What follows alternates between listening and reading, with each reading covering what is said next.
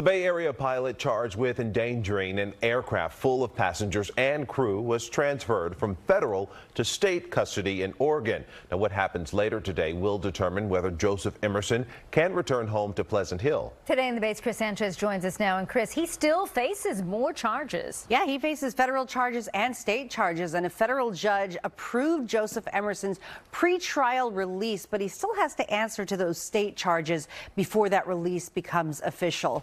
Joseph Emerson will be arraigned on a single felony count of endangering an aircraft, but also 83 misdemeanor counts of reckless endangerment, one count for each of the passengers and crew members on board. Emerson, in October, was sitting in the extra seat in the cockpit of a flight headed to San Francisco from Washington when he allegedly tried to cut fuel to the engines. He left the cockpit of his own accord.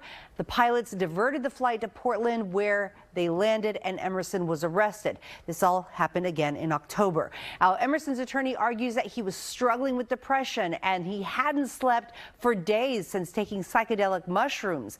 His wife said he never intended to hurt anyone and is hopeful he can go home while the case plays out.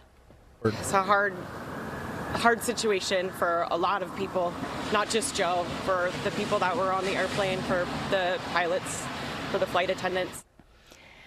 Emerson was initially facing attempted murder charges, which were downgraded after a grand jury in Oregon heard the evidence. Now, if Emerson is released from custody, he and his wife will have to make the 9-hour drive from Portland back to Pleasant Hill, as the federal judge ordered him to stay off any plane.